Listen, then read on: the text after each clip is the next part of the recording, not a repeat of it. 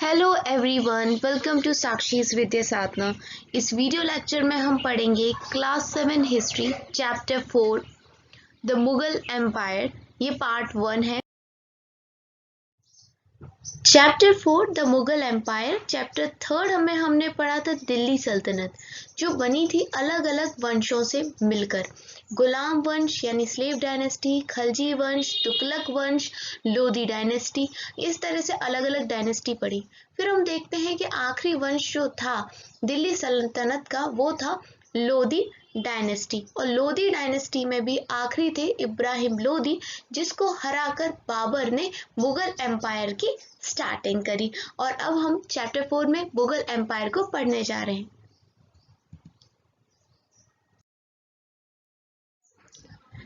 Indian subcontinent जितनी किसी बड़ी टेरिटरी पर राज करना, जहां पर diversity of people and cultures हैं, मतलब विभिन्न विभिन्न तरह के लोग रहते हैं, इनको रूल करना बहुत ही ज़्यादा डिफ़िकल्ट चीज़ है किसी भी राजा के लिए, किसी भी शासक के लिए, वो भी मिडिल एजेस के टाइम पे। अगर देखा जाए तो मुगल्स ने एक बहुत बड़ी एम्पायर खड़ी कर दी थी। किसके कॉन्ट्रास्ट में? अपने प्रीडेसेसर्स यानी दिल्ली सल्तनत के राजाओं के कंपैरिजन में। क्योंकि जो दिल्ली सल्तनत के लोग थे वो अपना एम्पायर इतना नहीं एक्सपेंड कर पाए थे, इतना नहीं बढ़ा पाए थे, जितना ज़्यादा मुगल रूलर ने फैलाया और बढ़ाया। 16th सेंचुरी के लेटर हाफ आते आते आगरा दिल्ली तक आराम से इन्होंने अपना किंगडम आगरा दिल्ली से भी आगे बढ़ा दिया। और 17th सेंचुरी में तो ये समझिए कि ऑलमोस्ट इन्होंने सारा ही सब कॉन्टिनेंट कैप्चर ही कर लिया था। एंड इन्होंने बहुत तरह तरह के स्ट्रक्चर्स बनाए, एडमिनिस्ट्रेशन के आइडियाज़ दिए, गवर्नेंस के, जो आज भी हम अपनी पॉलिटिकल जो हमारी राजनीति है, पॉलिटिक्स, उसमें देखते हैं। ये अपने पीछे एक बहुत ही अच्छी पॉलिटिकल लीगेसी छोड़ के गए हैं, जिसको हम इग्नोर नहीं कर सकते। आज भी हमारे प्राइम मिनिस्टर क्या करते हैं, जो इंडिपेंडेंस डे होता है उस पर रेड फोर्ट जो दिल्ली में बना हुआ, उसके रैम्पर्ट से एड्रेस करते हैं लोगों को, जनता को, ठीक है, जो कि मुगल एम्परर का रेसिडेंस हुआ करता था उस टाइम पे, जिस टाइम की हम बात करने वाले हैं। सो देखिए, ये है वो Lal Qila, the Red Fort, figure 1 Delhi का। सो क्वेश्चन आता है, who were the Mughals? Mughals थे कौन? सो देखो, मुगल्स दो अलग अलग लीनिएजेस के, वंशों के डिसेंडेंट्स थे। मतलब अपनी माँ की साइड से ये गेंगिस खान के वंशज थे। और जो कि गेंगिस खान कौन था? ये एक मंगोल का राजा था, ठीक है, जिसने चाइना के और सेंट्रल एशिया के हिस्सों में राज किया। अपने पिता की साइड से अगर देखा जाए तो ये तिमूर के सक्सेसर थे, जो कि ईरान, इराक और आज के टाइम की जो टर्की है वहाँ का रूलर रहा। तो इनकी माता अगर बोला जाए तो तिमूर वंश से थी, सॉरी, इनके पिता तिमूर वंश से थे और माता एक मंगोलियन थी, गेंगिस खान के साइड से थी। हाउएवर, मुगल्स बिल्कुल पसंद नहीं करते कि कोई उन्हें मंगोल बोले। मतलब वो नहीं चाहते कि कोई भी उन्हें गेंगिस खान का की याद से याद रखे, क्योंकि गेंगिस खान ने बहुत लोगों को मारा, बेवजह हत्याकांड किए, बहुत सारे मैसेकेयर करे। तो एक गलत, मतलब जो है, छवि बनती। इस वजह से मुगल्स जो थे वो बिल्कुल नहीं चाहते थे कि उनके नाम को मंगोल्स के साथ एसोसिएट किया जाए। वो चाहते थे कि उनके नाम को उनके पिता साइड, तिमूर साइड से जोड़ा जाए। ठीक है, आगे देखते हैं। मुगल्स को पसंद था कि कोई उन्हें तैमूर वंश का बोले। इनको प्राउड फील होता था अपनी तिमूरिड एंसेस्ट्री पे, and not least of all because their great ancestor had capture Delhi in 1398। तो तिमूर वंश के जो लोग थे, इन्होंने कैप्चर कर लिया था दिल्ली को 1398 में। तो एक ये भी रीज़न है, और काफ़ी ग्लोरियस है इन लोगों की हिस्ट्री, ऐसा मुगल्स मानते हैं। इसलिए भी अपने आप को तिमूर वंश का कहलाना पसंद करते थे, ना कि अपनी माँ की साइड से, गेंगिस खान की साइड से या मंगोल के साइड से। अब मैं आपको एक फिगर दिखाना चाहती हूँ, देखिए उस फिगर को। सो ये एक फिगर 2 के अंदर हमें मिनिएचर पेंटिंग दिखाई दे रही है और इसके अंदर हमें तिमूर और तिमूर के जो वंशज हैं वो दिखाई दे रहे हैं। सेंटर में यहाँ पर तिमूर बैठे गए हैं ऐसा बताया गया है और इनके राइट साइड में इनके सन मीरन शाह हैं। ठीक है, ये बाबर के, जिसने, बाबर कौन था? बाबर थे जिन्होंने मुगल वंश को स्थापित किया था इंडियन सब कॉन्टिनेंट में। अभी आपको सब पता पड़ेगा धीरे धीरे। तो बाबर के ग्रेट ग्रेट ग्रैंडफादर हैं ये, कौन? मीरन शाह। मीरन शाह किसके बेटे हैं? तिमूर के। अब इसके बाद ये अबू सैद। अबू सैद हैं ये कौन है? बाबर के ग्रैंडफादर हैं, दादाजी हैं। To the left of Timur are the sultan Muhammad Mirza, ये हैं बाबर के ग्रेट ग्रैंडफादर। ठीक है, ये परदादा हैं, ये और उससे भी बड़े परदादा हैं। तो इस प्रकार से हैं। आगे देखिए, एंड उमर शेख, ये कौन है? बाबर के फादर हैं, Umar Shaikh. The Mughal emperors Babur, Akbar and Shahjahan are third, fourth and fifth individual on Timur's right. ठीक है, तो ये कौन हो गए? बाबर हो गया, ये अकबर और ये शाहजहां हो गए। इस प्रकार से बने हुए हैं। एंड लेफ्ट में उसी प्रकार से हुमायूं, जहांगीर एंड औरंगजेब। तो ये तो एक तरीके से बस छवि दिखाने के लिए बना दिया है। आप खुद ही सोचिए, ये क्या एक ही टाइम पे जीवित थे क्या सारे? नहीं थे ना। तो ये बस दिखाने के लिए ऐसे बना दिया है, एक ही टाइम पे ये जीवित नहीं थे। मुगल मिलिट्री कैंपिंग्स। तो देखिए, बाबर जो पहला मुगल एम्परर था 1526 से 1530, ये इंडियन सब कॉन्टिनेंट में इसने जो राज किया वो टाइम पीरियड है। ठीक है, लेकिन ऐसा नहीं, इससे पहले भी बाबर आ चुका है, जो आप जब थोड़े बड़े हो जाओगे तब आपको बताया जाएगा। फिलहाल आप इतना याद रखें, ये 1526 वही ईयर है जब बाबर ने इब्राहिम लोदी को हराया था और मुगल एम्पायर की स्थापना करी थी इंडियन सब कॉन्टिनेंट के अंदर।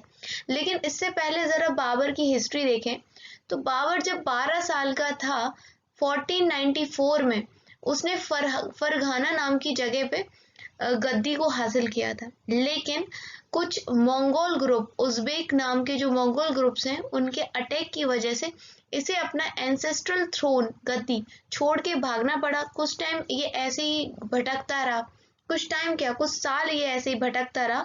फिर जाके 1504 में इसने काबुल पे कब्जा किया।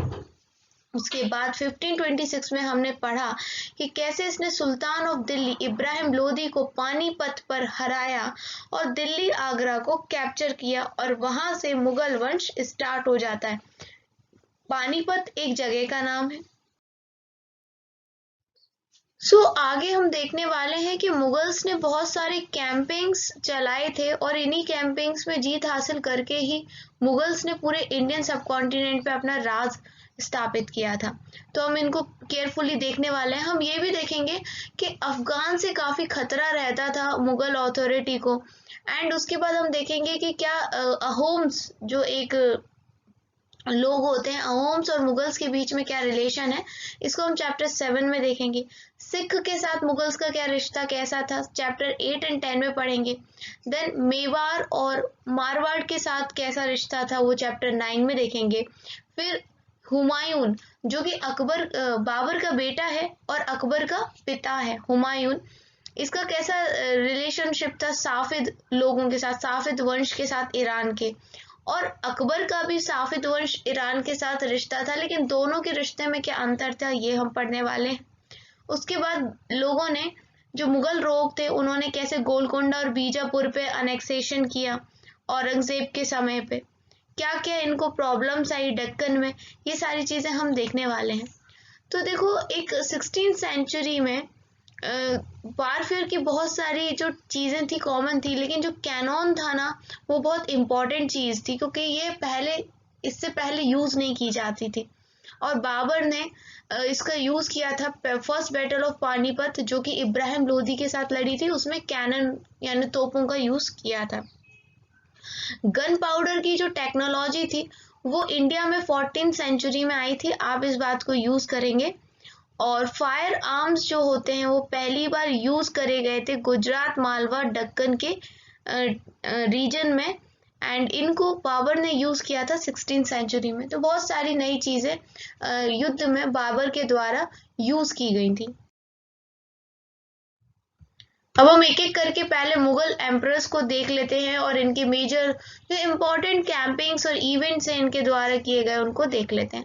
तो सबसे पहले बाबर 1526 से 1530, ये मत सोचना ये 1526 इनकी जन्म तिथि और मृत्यु तिथि नहीं है, ठीक है, बर्थ डेट और डेथ का टाइम ये डेट नहीं है, ये उस टाइम का है जब ये गद्दी पे बैठे और ये जब गद्दी से हट गए या मार दिए गए या इनकी खुद ही मृत्यु हो गई, ठीक है।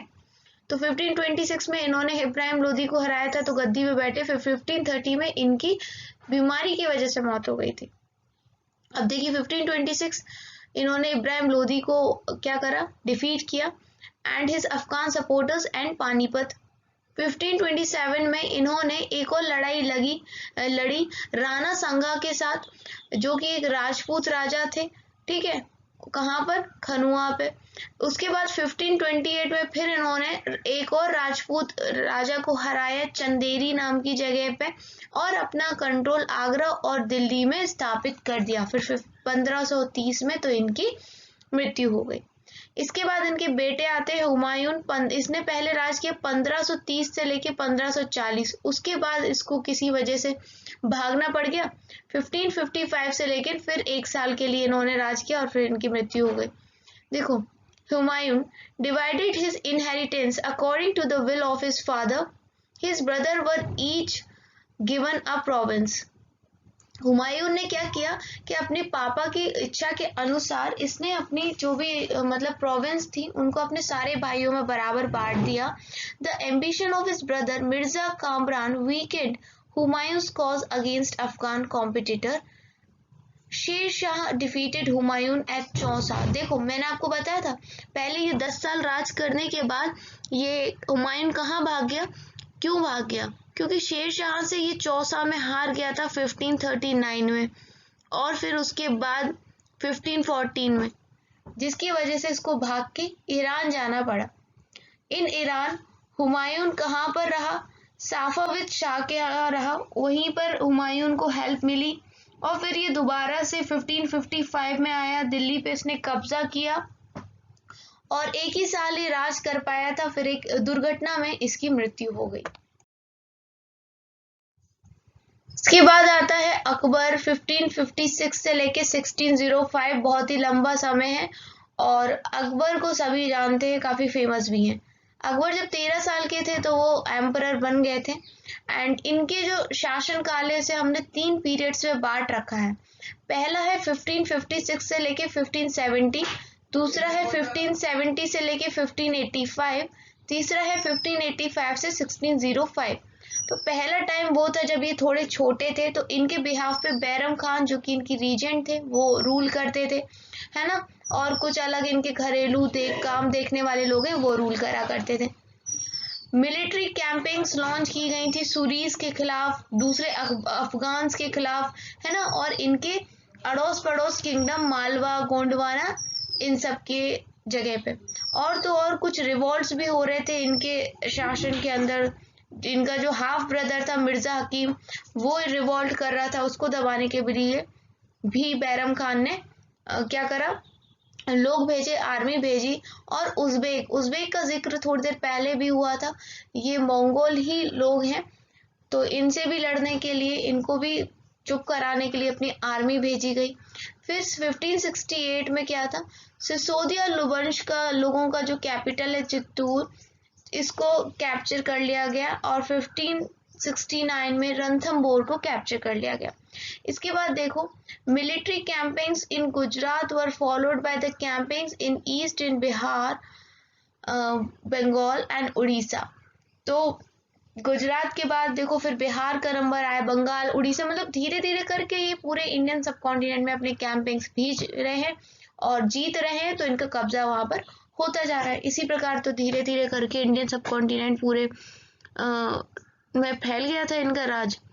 तो ये जो कैंपेन्स थे काफ़ी कॉम्प्लिकेटेड थे, क्योंकि यहाँ पर क्या होता, रिवॉल्ट भी हो रहा था इन सपोर्ट ऑफ मिर्जा हकीम, फिर इसके बाद देखो एक्सपेंशन ऑफ अकबर्स एम्पायर। अब अकबर बड़ा भी हो रहा है, नॉर्थ वेस्ट में कैंपेन्स चलाए जा रहे हैं, कंधार को कब्जे में ले लिया गया है साफाविद से। तो देखो ये साफाविद वही लोग हैं जिनने हुमायूं को हेल्प दी थी जब वो ईरान भाग के गया था, किससे बच के, शेरशाह सूरी से। और यहाँ पर कंधार को कब्जे में ले लिया गया है साफाविद से अकबर के द्वारा। कश्मीर को कब्जे में लिया गया है, काबुल को लिया गया है। काबुल पहले बाबर के हाथ पे था, लेकिन उसके बाद ये बीच में काबुल मिर्जा हकीम के पास पहुंच गया, लेकिन इसको दोबारा से अकबर ने जीत लिया। फिर दक्कन साउथ में भी बहुत सारे जो थे कैंपिंग्स गए, बरार, खंदेश और बहुत सारे पार्ट्स ऑफ अहमदनगर, इन सबको सीज कर लिया गया। अकबर के अंतिम काल में अकबर ने क्या करा कि उसको अपने ही बेटे से बहुत ज़्यादा रिवेलियन फेस करना पड़ा, जो कि आगे जाके जहांगीर के नाम से जाने जाएंगे। अकबर के बाद आते हैं उनके बेटे जहांगीर। 1605 से लेकर 1625 तक इन्होंने राज किया। अकबर के द्वारा मिलिट्री कैंपेन्स अभी भी चल रहे थे, और जो मेवाड़ के सिसोदिया राजा थे अमर सिंह, उन्होंने मुगल सर्विस को मान लिया था। हालांकि जो सिख, अहोम और अहमदनगर के कैंपेन्स थे वो सक्सेसफुल नहीं रहे उतने जितने अकबर के टाइम पे थे। जहांगीर के बेटे ने भी वही किया जो जहांगीर ने अपने पिता अकबर के साथ किया। मतलब जहांगीर के बेटा प्रिंस खुर्रम ने भी अपने पिता के अगेंस्ट रिबेलियन कर दिया, रिवॉल्ट छेड़ दिया। ठीक है, यही प्रिंस खुर्रम आके जाके एम्परर शाहजहां के नाम से जाने जाएंगे। शाहजहां की एक सौतेली माँ भी थी, यानी कि जहांगीर की एक और वाइफ जिसका नाम था नूरजहां। वो बिल्कुल नहीं चाहती थी कि शाहजहां राजा बने, पूरी कोशिश इन्होंने की बट ये नाकामयाब रही। अब शाहजहां बन गए राजा 1627 से 1658 तक। मुगल्स के अपने कैंपिंग दक्कन के अंदर चले जा रहे थे, और जो अफगान का एक नोबल था जहां लोधी, इसने रिबेल किया मुगल के खिलाफ, लेकिन इसको हरा दिया गया। और भी कैंपिंग्स लॉन्च करे गए अहमदनगर के खिलाफ, बुंदेलास को हरा दिया गया और ओरछा पे कब्जा कर दिया गया। नॉर्थ वेस्ट के अंदर भी बहुत सारे कैंपिंग्स चलाए गए, यहाँ पर बल्ख को कब्जा लिया गया, उज़्बेक्स को हरा दिया गया। और कंधार को भी दोबारा से क्या करा, जो कब्जे में लिया था कंधार को अकबर ने, ये दोबारा से कहाँ चला गया, साफिद्स के बाद चला गया, क्योंकि इसको अपने कब्जे में शाहजहां नहीं रख पाया। ठीक है, 1632 में क्या हुआ, फाइनली अहमदनगर पर नेक्सेशन का काम हो चुका था, इस पे विजय प्राप्त कर ली, एंड बीजापुर को भी क्या कर दिया था हमने, अपनी फोर्सेस के द्वारा कब्जे में ले लिया था। 1657 से लेके 1658 लास्ट के टाइम पे यहाँ पर क्या हुआ, कॉन्फ्लिक्ट आ गई थी सक्सेशन के ऊपर शाहजहां के बेटे में, और इन बेटों के बीच में औरंगजेब जीत गया था। 3 और भाई थे यहाँ पर। दारा शुको को मार दिया गया था, जिसमें से कि शाहजहां को जेल में डाल दिया गया था उसकी आगे की जिंदगी के लिए आगरा के अंदर। तो इस तरह की इनकी जिंदगी रही है, पहले राजा रहे फिर जेल में रहे, और किसी ने अपने पिता को ही मतलब कि मार डाला, इस तरह का रहता है इन सब का गद्दी के लिए। तो लास्ट में जो पावरफुल मुगल रूलर हैं वो है औरंगजेब। इन्होंने क्या किया, इन्होंने अहोम्स को हरा दिया 1663 में नॉर्थ ईस्ट के अंदर, एंड दोबारा लेकिन 1680s में इनके खिलाफ रिबेल्स होने लगे। इन्होंने नॉर्थ वेस्ट में भी जाके अपनी कैंपिंग्स चलाई अगेंस्ट यूसुफजाई एंड सिख।